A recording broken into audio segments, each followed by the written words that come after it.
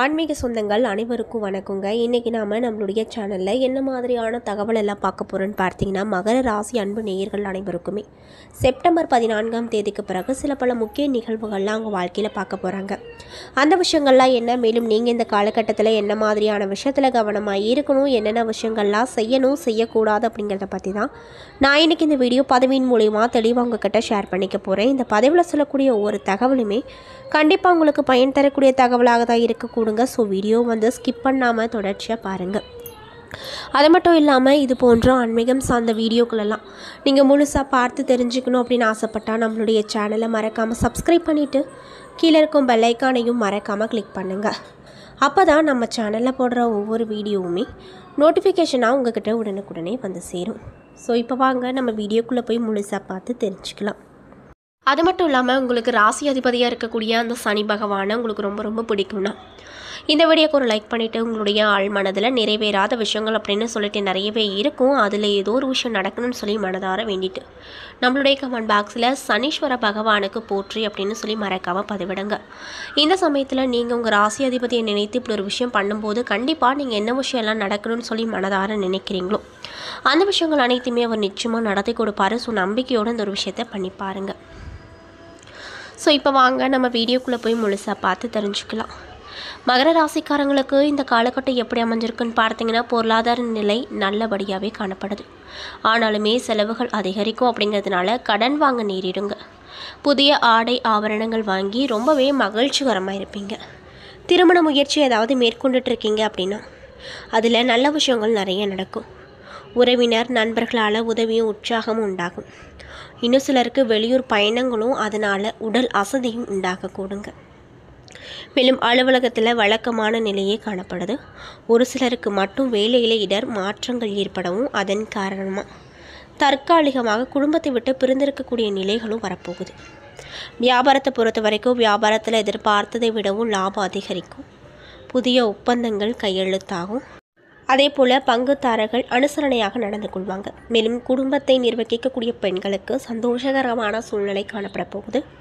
வேலைக்கு செல்லும் பெண்களுக்கு அலுவலகத்தில் எதிர்பார்க்கும் சலுகைகள் அப்படிங்கிறது நிச்சயமாக கிடைக்கும். மேலும் உங்களுக்கு அதிர்ஷ்டம் தரக்கூடிய நாட்கள் 11, 12. அதிர்ஷ்டம் தரக்கூடிய எண்கள் 5, 8. வழிபட வேண்டிய தெய்வம் ஆஞ்சநேயர் அப்படின்னும் சொல்லப்படுதுங்க. அதே போல் மகர ராசியில் உத்திராடம் 2, 3, 4 பாதங்கள், திருவோணம் அவிட்டம் 1, 2 பாதங்கள் என நட்சத்திரங்கள் அடங்கியிருக்கு. கிரகநிலையை பொறுத்த வரைக்கும் தனவாக்கு குடும்பஸ்தானத்தில் சனி மற்றும் ராகு, ரணருண ரோகஸ்தானத்தில் குரு, கலத்திரஸ்தானத்தில் சுக்கிரன், அஷ்டமஸ்தானத்தில் சூரியன், புதன், கேது, பாக்கியஸ்தானத்தில் செவ்வாய் என கிரக நிலைகள் அமைஞ்சிருக்கு. இதனால் இந்த மகர ராசிக்காரங்களுக்கு என்ன விதமான நிகழ்வு நடக்குன்னு பார்த்தீங்கன்னா, எந்த ஒரு விஷயத்திலும் முடிவெடுப்பதில் இருந்து வந்த பிரச்சனைகள் நீங்கள் போகுது. அடுத்தவர் பிரச்சனைகளில் தலையிடுவதை தவிர்த்து கொள்வது நல்லது. பண வரத்து எதிர்பார்த்தபடி நேரத்தை விட சீக்கிரமாகவே வந்து சேரும். பூர்வீக சொத்துக்களில் இருந்து வந்த பிரச்சனைகள் தீரப்போகுது. தொழில் மற்றும் வியாபாரத்தில் எதிர்பாராத குறுக்கீடுகள் விலகப் போகுது. வியாபார தொடர்பான பிரச்சனைகளை கையாளும் பொழுது கவனமாக இருங்க. பாக்கிகள் வசூல் செய்வதில் துரிதமாகுங்க. மேலும் உத்தியோகத்தில் இருப்பவங்களுக்கு மிக கவனமாக தங்களுடைய வேலைகளை செய்து முடிப்பது நல்லது கொடுக்குங்க. குடும்பத்தில் கணவன் மனைவிக்கிடையே அனுசரித்து போவதன் மூலமாக அமைதி அப்படிங்கிறது கண்டிப்பாக கிடைக்கும். விருந்தினர்களுடைய வருகை இருக்கும். உறவினர்கள் மற்றும் நண்பர்களிடம் கோபத்தை காண்பிக்காமல் நல்லபடியாக பேசி பழகுவது நன்மையை கொடுக்குங்க. மேலும் எதிர்பார்த்த உதவிகள் கிடைப்பதில் தாமதமாகலாம். பெண்களுக்கு எந்த ஒரு விஷயத்திலுமே முடிவெடுப்பதில் தாமதம் உண்டாகக்கூடுங்க. அதே போல் கலைத்துறையில் இருக்கக்கூடியவங்களுக்கு தொழில் தொடர்பான காரியங்களில் சிறு சிறு தடங்கல்கள் உண்டாகலாங்க. நிதி உதவி எதிர்பார்த்தபடி கிடைக்கும்.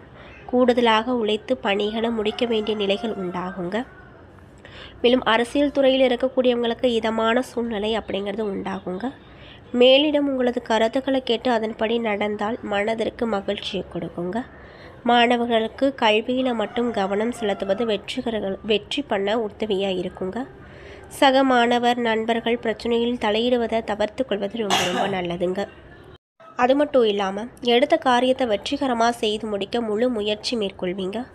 வாக்குவாதங்களை தவிர்ப்பது நன்மைங்க.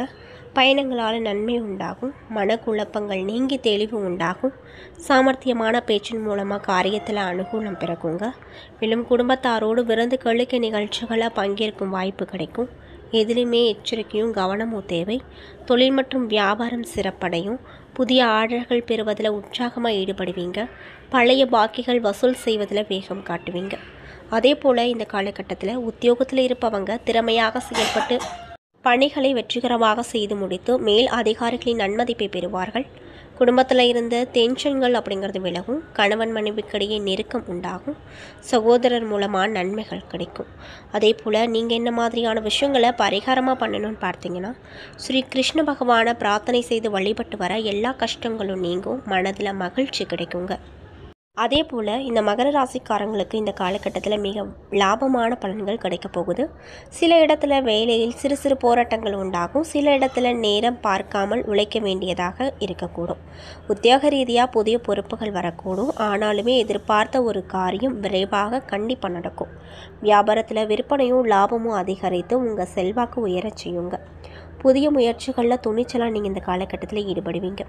குடும்பத்தில் இருந்து வந்த சிரமங்கள் நீங்கி மகிழ்ச்சி அப்படிங்கிறது கிடைக்கும். பிள்ளைகளால் நிம்மதி உண்டாகும். உத்தியோகத்தில் இருக்கக்கூடியவங்களுக்கு எப்படி இந்த காலகட்டம் அமைஞ்சிருக்குன்னு பார்த்தீங்கன்னா, அலுவலகத்தில் உங்களுடைய வேலை பொறுமையோடு நிதானமாகவும் இருக்கும். பதவி மாற்றம், ஊதிய அதிகரிப்பு கிடைக்க அதிகப்படியான வாய்ப்பு அப்படிங்கிறது இந்த காலகட்டத்துக்கு மேலே அமைஞ்சிருக்கு.